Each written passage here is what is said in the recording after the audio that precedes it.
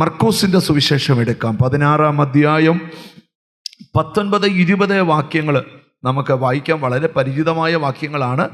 മർക്കോസിൻ്റെ സുവിശേഷം 16-ാം അധ്യായത്തിൻ്റെ 19-20 വാക്യങ്ങൾ നമുക്ക് വായിച്ചു കേൾക്കാം. ഇങ്ങനെ കർത്താവായ യേശു അവരോട് അരുളി ചെയ്ത ശേഷം സ്വർഗത്തിലേക്ക് എടുക്കപ്പെട്ടു, ദൈവത്തിന്റെ വലത്തുഭാഗത്തിരുന്നു. അവർ പുറപ്പെട്ട് എല്ലായിടത്തും പ്രസംഗിച്ചു. കർത്താവ് അവരോടുകൂടെ പ്രവർത്തിച്ചു, അവരാൽ നടന്ന അടയാളങ്ങളാൽ വചനത്തെ ഉറപ്പിച്ചും പോന്നു. വേദപുസ്തകത്തിലെ കാതലായ വിഷയമാണ് ക്രിസ്തുവിൻ്റെ ജനനം, ക്രിസ്തുവിൻ്റെ മരണം, ക്രിസ്തുവിൻ്റെ ഉയർത്തെഴുന്നേൽപ്പ്, ക്രിസ്തുവിൻ്റെ സ്വർഗാരോഹണം, ക്രിസ്തുവിൻ്റെ മടങ്ങിവരവ്. എത്ര പ്രസംഗിച്ചാലും വിവരിച്ചാലും തീരാത്തൊന്നാണ് ക്രിസ്തുവിൻ്റെ മടങ്ങിവരവ്, ക്രിസ്തുവിൻ്റെ സ്വർഗാരോഹണം. 4 സുവിശേഷങ്ങൾക്കകത്ത് ഏറ്റവും പ്രധാനപ്പെട്ട സുവിശേഷങ്ങൾ ഒരു സുവിശേഷമായ മർക്കോസിൻ്റെ സുവിശേഷത്തിനകത്ത് ആ പുസ്തകം എഴുതി അവസാനിപ്പിക്കുന്നത് യേശുക്രിസ്തുവിൻ്റെ സ്വർഗാരോഹണത്തോടു കൂടെയാണ്. യേശുക്രിസ്തു ഈ ഭൂമിയിൽ ജഡത്തിൽ അവതരിച്ചപ്പോൾ മറിയയുടെ ഉദരം കടമെടുത്ത്, ദൈവത്തിന് സ്തോത്രം, സ്ത്രീയുടെ സന്തതി സർപ്പത്തിൻ്റെ തല തറക്കുമെന്ന പ്രവചന നിവർത്തിക്ക് വേണ്ടി ദൈവത്തിന് സ്തോത്രം കന്യക ഗർഭിണിയായി ഒരു മകനെ പ്രസവിക്കും. അങ്ങനെയാണ് ക്രിസ്തുവിൻ്റെ ജഡത്തിലെ അവതാരം. യേശുക്രിസ്തു ജഡത്തിൽ അവതരിച്ചു. നിങ്ങൾക്കറിയാം, 33.5 വർഷം ഈ ഭൂമിയിൽ ഉണ്ടായിരുന്നു. 30 വർഷം വേഷത്തിൽ മനുഷ്യനായ ഒരു സാധാരണ മനുഷ്യനെ പോലെ നമ്മെപ്പോലെ വളർന്നു, നമ്മെപ്പോലെ പഠിച്ചു, നമ്മെപ്പോലെ ജീവിച്ചു. എന്നാൽ യേശുക്രിസ്തു യോർദാനിൽ യോഹന്നാന്റെ കൈക്കീഴിൽ സ്നാനമേറ്റപ്പോൾ പരിശുദ്ധാത്മാവ് പ്രാപന്ന രൂപത്തിൽ പുത്രന്റെ ശിരസിൽ വന്നിറങ്ങി. അവൻ ആത്മപൂർണനായി യോർദാൻ വിട്ടു. പിന്നത്തെ 3.5 വർഷം അഗ്നിയുടെ ശുശ്രൂഷയായിരുന്നു.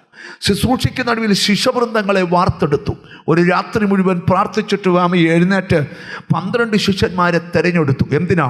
തന്നെ ഏൽപ്പിച്ച ദൗത്യം പൂർത്തിയാക്കാനായിട്ട്. അങ്ങനെ യേശുക്രിസ്തു ശിഷ്യവൃന്ദങ്ങളോട് പ്രസംഗിക്കും പഠിപ്പിച്ചും പോകുന്നു. ഓരോരുത്തരുടെയും അത്ഭുതങ്ങളാലും അടയാളങ്ങളാലും ജനത്തെ ക്രിസ്തുവിലേക്ക് ആകർഷിച്ചു. യേശുവെന്ന് പറഞ്ഞാൽ ആളുകൂടും, യേശുവെന്ന് പറഞ്ഞാൽ അത്ഭുതം നടക്കും, യേശുവെന്ന് പറഞ്ഞാൽ ഭൂതങ്ങൾ അലറും, യേശുവെന്ന് പറഞ്ഞാൽ മരിച്ചവരെ എഴുന്നേൽക്കും, യേശുവെന്ന് പറഞ്ഞാൽ അത്ഭുതങ്ങൾ നടക്കും. അങ്ങനെ ആ നാമം ഒരു 3.5 വർഷം കൊണ്ട് ആർക്കും അണയ്ക്കാൻ കഴിയാത്തൊരു തീ പോലെ പ്രപഞ്ചത്തിൽ ആളിക്കത്തി. ഇന്നും അതിനെ കെടുത്താൻ നോക്കുന്ന ശക്തിയുണ്ടെങ്കിലും കെടുത്താൻ നോക്കുന്നവനെ കത്തിക്കുന്നതാണ് ഈ സുവിശേഷത്തിൻ്റെ അഗ്നി. ഞാൻ ഈ ഭാഗമൊന്ന് വിവരിച്ചു വരട്ടെ. യേശുക്രിസ്തു ദൈവത്തിന് സ്തോത്രം ഭൂമിയിൽ വന്ന് അത്ഭുതങ്ങളും അടയാളങ്ങളും കണ്ട് ജനമെല്ലാം ആവേശമായി യേശുവിനോട് അടുത്ത് വന്നു. പക്ഷെ ഇച്ചിരി മുമ്പോട്ട് പോയപ്പോൾ പലരും പുറകോട്ട് പോയി. അങ്ങനെയാണല്ലോ, യേശു എന്ന് വിളിക്കുന്നതൊരു ആവേശത്തോടെ അടുക്കുന്ന, പക്ഷേ അല്പം കഴിയുമ്പം പുറകോട്ട് പോകുന്നവരുണ്ട്. എന്നാൽ പോകാത്തവർക്കായി സ്തോത്രം. യേശുവിനോട് ചേർന്ന് നിന്നപ്പോൾ യേശു പറയുകയാണ്, ദൈവത്തിന് സ്തോത്രം, യോഹന്നാന്റെ സുവിശേഷം 14-ാം അധ്യായത്തിൽ വരുമ്പോൾ യേശു പറയാം, നിങ്ങളുടെ ഹൃദയം കലങ്ങിപ്പോകരുത്. ദൈവത്തിന് സ്തോത്രം, ദൈവത്തിൽ വിശ്വസിപ്പീൻ, എന്നിലും വിശ്വസിപ്പീൻ. എൻ്റെ പിതാവിൻ്റെ ഭവനത്തിൽ അനേക വാസസ്ഥലങ്ങളുണ്ട്. ഇല്ലെങ്കിൽ ഞാൻ നിങ്ങളോട് പറയുമായിരുന്നു, ഞാൻ നിങ്ങൾക്ക് സ്ഥലമൊരുക്കാൻ പോകുന്നു. അടുത്ത പദം, ഞാൻ പോയി സ്ഥലമൊരുക്കിയാൽ ഞാൻ ഇരിക്കുന്നിടത്ത് നിങ്ങളും ഇരിക്കേണ്ടതിന് വന്ന് പിന്നെയും എൻ്റെ അടുക്കൽ നിങ്ങളെ ചേർത്തുകൊള്ളും. നിങ്ങൾ നോക്കിയ യേശു പറയുകയാണ്, എന്നും ഞാൻ നിങ്ങളുടെ കൂടെ കാണത്തില്ല, ഞാൻ പോകാൻ പോവാ നിനക്കൊരിടം ഒരുക്കാനായിട്ട്. എന്ന് പറഞ്ഞാൽ നീ ഇവിടെ പരദേശിയാണ്. ഒരു കുലുക്കം മതി നിന്റെ വീട് തകരാൻ, ഒരിളക്കം മതി നിന്റെ പ്രദേശം ഇല്ലാതാകാൻ. എന്നാൽ നിലനിൽക്കുന്ന ഒന്നുണ്ടെന്ന് യേശു പഠിപ്പിക്കുക. 6000 ദൈവത്തിന് സ്ക്വയർ ഫീറ്റ് വീട് കണ്ട് ഇളകല്ലേ. ഒരു കുലുക്കം കുലുങ്ങിയാൽ 6 ഇഷ്ടിക പോലും കാണത്തില്ല. എന്നാൽ ഒരു കുലുക്കത്തിനും പൊളിക്കാൻ കഴിയാത്ത ഒരു രാജ്യമുണ്ട്, അതാണ് കർത്താവിൻ്റെ രാജ്യം. കർത്താവ് ഭൂമിയിൽ ഇരുന്നു കൊണ്ട് വളരെ ഭംഗിയായി പഠിപ്പിച്ചു. ദൈവത്തിന് സ്തോത്രം, ഇവിടെ 70-80 ഉള്ളെങ്കിലും അവിടെ ദൈവത്തിന് സ്തോത്രം 100 കണക്കിന് ദിവസങ്ങൾ, വർഷങ്ങൾ കർത്താവിനോട് ആരാധിക്കുന്ന ദിവസങ്ങൾ വരുന്നുണ്ട്. 14-ാം അധ്യായത്തിൽ യേശു പഠിപ്പിക്കുക, ഹൃദയം കലങ്ങരുത്, എന്നിൽ വിശ്വസിച്ചോണം. 16-ാം അധ്യായത്തിൽ യേശു ഇച്ചിലൂടെ കൂടുതൽ പഠിപ്പിക്കുക.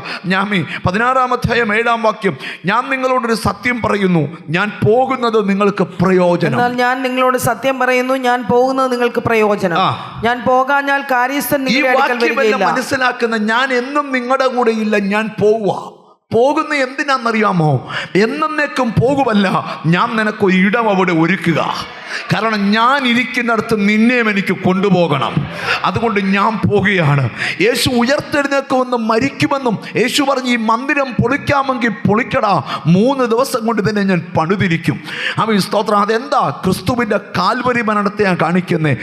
അരിമത്യക്കാരനായ യോസഫിൻ്റെ കല്ലറന്ന് 3-ാം നാൾ റോമൻ ഇമ്പീരിയൻ മുദ്ര പൊട്ടിച്ച് ഉയർത്തെഴുന്നേറ്റ് മരണത്തെ ജയിച്ച യേശുവിനെ കുറിച്ചാണ് ഞാൻ പ്രസംഗിക്കുന്നത്. യേശു പറയുകയാണ്, ഞാൻ പോകുന്നത് നിങ്ങൾക്ക് പ്രയോജനം. പോകാഞ്ഞാൽ എന്ത് ചെയ്യത്തില്ല? കാര്യസ്ഥൻ വരത്തില്ല.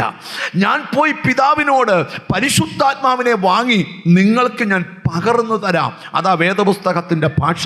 നിങ്ങൾ ശ്രദ്ധിച്ച്, ഈ ബൈബിളെല്ലാം ഒരു കാര്യം മനസ്സിലാക്കുന്നു. യേശുക്രിസ്തു സ്വർഗാരോഹണം ചെയ്യുമെന്ന് തൻ്റെ പ്രസംഗത്തിലൂടെ യേശു വെളിപ്പെടുത്തുക.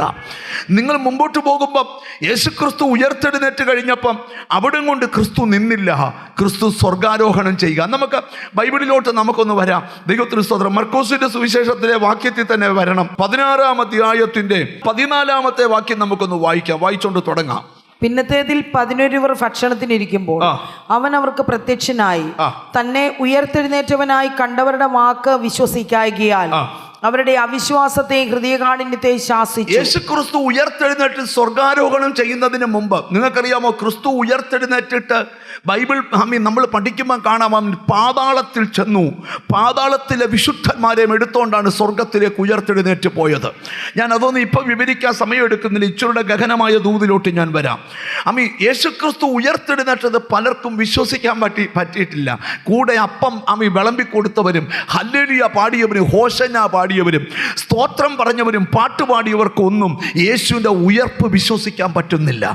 ദൈവത്തിന് സ്തോത്രം. ഉടനെ യേശു എന്ത് ചെയ്തെന്നറിയാമോ? അവർ 11 വായിച്ചു കേട്ടെ. ദൈവത്തിന് സ്തോത്രം. പിന്നത്തേതിൽ 11 ഭക്ഷണത്തിനിരിക്കുമ്പോൾ അവൻ അവർക്ക് പ്രത്യക്ഷനായി തന്നെ ഉയർത്തെഴുന്നേറ്റവനായി കണ്ടവരുടെ വാക്ക് വിശ്വസിക്കായികയാൽ അവരുടെ അവിശ്വാസത്തെയും ഹൃദയകാഠിന്യത്തെയും ശാസിച്ചു. 2 കാര്യത്തെ കർത്താവ് ശാസിച്ചു. അവിശ്വാസത്തെയും ശാസിച്ചു, ഹൃദയകാഠിന്യത്തെയും ശാസിച്ചു. ഞാനിവിടെ ഇരിക്കുന്ന ചിലരോട് ദൈവത്തിൻ്റെ ദൂത് പറയാം. ഒരിക്കലും ഒരു വിശ്വാസിയുടെ അകത്ത് അവിശ്വാസം ഉണ്ടാകാൻ പാടില്ല. ഒരു വിശ്വാസികളകത്ത് കഠിന ഹൃദയം ഉണ്ടാകാൻ പാടില്ല. സാഹചര്യങ്ങളെല്ലാം എതിരാകുമ്പോഴും ഒരു ദൈവ പൈതൽ വിശ്വസിച്ചുകൊണ്ടിരിക്കണം. നീ വിശ്വസിക്കുന്ന പോലെ കാര്യങ്ങൾ തിരിയും. നീ വിശ്വസിക്കുന്ന പോലെ സ്ഥിതികൾ മാറും. പ്രതിസന്ധിയിൽ ഒരു ദൈവ പൈതലിന് വേണ്ടത് അടിയുറച്ച ദൈവവിശ്വാസമാണ്. ഒരു നല്ല ഹല്ലേലൂയ പറഞ്ഞാട്ട്. ഹല്ലേലൂയ. അടുത്തിരിക്കുന്നതൊക്കെ ഒന്ന് കൈ കൊടുത്തേച്ച് പറ, അടിയുറച്ച ദൈവവിശ്വാസം വേണമെന്ന് പറ. ഹല്ലേലൂയ. യേശു ഉയർത്തെഴുന്നേറ്റ് അടുത്തിരിക്കുന്ന ആളെ തൊട്ടച്ചെറിയ, എന്തിനാ വിഷമിക്കുന്നേ? വിശ്വസിച്ചോ നടക്കുമെന്ന് പറ. Glory to God. വിശ്വസിച്ചോ നടക്കും. സ്തോത്രം. ഒന്ന് ചിരിച്ചോണ്ട് അടുത്തിരിക്കുന്ന ആളെ നോക്കിച്ചോ, വിശ്വസിച്ചോ നടക്കുമെന്ന് പറ. എനിക്കെന്തോ പരിശുദ്ധാത്മാവ് ഒരു ദൂത് പറയുക. ഹല്ലേലൂയ. വിശ്വസിക്കാൻ തുടങ്ങ്. നിന്റെ ജീവിതത്തിൽ വലിയ കാര്യങ്ങൾ നടക്കാൻ പോവുക. വിശ്വസിക്കുന്ന നിന്റെ ജീവിതം അത്ഭുതങ്ങൾ കൊണ്ട് ദൈവം നിറയ്ക്കാൻ പോകുകയാണ്. ബൈബിളിൻ്റെ വെളിപ്പാട് വരാം. ഇവിടെ എവിടെ നിന്നാലും ദൂതാ, പക്ഷെ അവിടെ അല്ല പോകാൻ പോകുന്നത്. നിങ്ങൾ ശ്രദ്ധിച്ച് കേൾക്കണം. എന്തിനാണ് യേശു അവരിലെ അവിശ്വാസത്തെ ശാസിച്ച്? പറയാം. ഞാൻ ഉയർത്തെഴുന്നേറ്റ് പോകുവാണ്. വിശ്വസിക്കുന്ന നിന്നിലൂടെ മാത്രം നടക്കുന്ന ചില പ്രവൃത്തിയുണ്ട്. അത് നിന്നിലൂടെ നടക്കണമെങ്കിൽ ഈ അവിശ്വാസം നിന്റെ അകത്ത് പാടില്ല. വിശ്വാസം ഏറ്റവും നല്ലതാണെങ്കിലും അതിനെ തകർക്കുന്ന ഏറ്റവും വലിയൊരു വ്യാപാരമാണ് അവിശ്വാസം. ഒരാമയും പറഞ്ഞാട്ട്. യോഗത്തിലിരുന്ന് പല പ്രാവശ്യം നമ്മളെ തന്നെ പറഞ്ഞോർപ്പിക്കും, ഞാൻ വിശ്വസിക്കുന്നു ഞാൻ സൗഖ്യമാകും, ഞാൻ വിശ്വസിക്കുന്നു ഞാൻ സൗഖ്യമാകും, ഞാൻ വിശ്വസിക്കുന്നു ഞാൻ സൗഖ്യമാകും. പിറ്റേന്ന് രാവിലെ ബ്ലഡ് കൊടുത്തപ്പം റിസൾട്ട് എതിരായി വന്നപ്പം നമ്മൾ ബലൂണിൻ്റെ കാറ്റടിച്ചു വിട്ട പോലെ ധമ്മെന്ന് പോയി. അങ്ങനെയല്ല. നിങ്ങൾ നോക്കി, സാഹചര്യത്തിനെതിരെ വിശ്വസിക്കണം. ഒരു നല്ല ഹല്ലേലൂയ പറഞ്ഞാൽ യേശുക്രിസ്തു ഉയർത്തെഴുന്നേറ്റത് വിശ്വസിക്കായികയാൽ അവരുടെ അവിശ്വാസത്തെയും ഹൃദയകാഠിന്യത്തെയും കർത്താവ് ശാസിച്ചു. കാരണം എന്താണെന്നറിയാമോ? താഴെ കർത്താവ് സ്വർഗാരോഹണത്തിന് മുമ്പ് ശിഷ്യവൃന്ദങ്ങളെ ഏൽപ്പിക്കുന്ന ദൗത്യത്തിനകത്ത് ഏറ്റവും വലിയ ദൗത്യമായിരുന്നു വിശ്വസിക്കുന്നവരാൽ മാത്രം നടക്കുന്ന ചില കാര്യങ്ങൾ കർത്താവ് അവരോട് പറയുക. ഞാനിവിടെ ഇരിക്കുന്ന ചിലരോട് ദൂത് പറഞ്ഞു തുടങ്ങുക. വിശ്വസിക്കുന്ന നിന്നിൽ കൂടെ മാത്രം ഈ ദിവസങ്ങളിൽ ചില കാര്യങ്ങൾ നടക്കും. എത്ര പേർക്ക് ആമീൻ പറയാൻ പറ്റും? ഞാനിവിടെ ഇരിക്കുന്ന, നിനക്ക് അസാധ്യമായ ഒരു കാര്യം നിന്റെ മുമ്പിൽ ഉണ്ടെങ്കിൽ നീ വിശ്വസിക്കുന്ന വിശ്വാസത്താൽ ആ കാര്യം നിനക്ക് സാധ്യമാക്കി തരും. അതാ ഇന്നത്തെ ദൂത്. ഞാൻ ദൂതിലോട്ട് വിവരിച്ച് പറയാം. യേശുക്രിസ്തുവിന്റെ ഉയർത്തെഴുന്നേൽപ്പ് പ്രസംഗിച്ചാലും ആത്മാവിലാകും, യേശുക്രിസ്തുവിന്റെ കാൽവരി മരണം പ്രസംഗിച്ചാലും ആത്മാവിലാവും, യേശുവിന്റെ മടങ്ങി വരവ് പ്രസംഗിച്ചാലും ആത്മാവിലാകും. കാരണം എന്താ? അതാണ് നമ്മുടെ കൊതി, അതാണ് നമ്മുടെ ആവേശം. ഒരാമീൻ പറഞ്ഞാട്ട്. അല്ലാതെ ഇവിടെ പണിയുന്ന ബിൽഡിങ്ങിന്റെ വലിപ്പം നോക്കിയല്ല ഞങ്ങൾ ആരാധിക്കുന്നത്. ആമീൻ. നിലനിൽക്കുന്ന ഒരു നഗരം ഞങ്ങൾക്ക് സ്വർഗത്തിലുണ്ട്.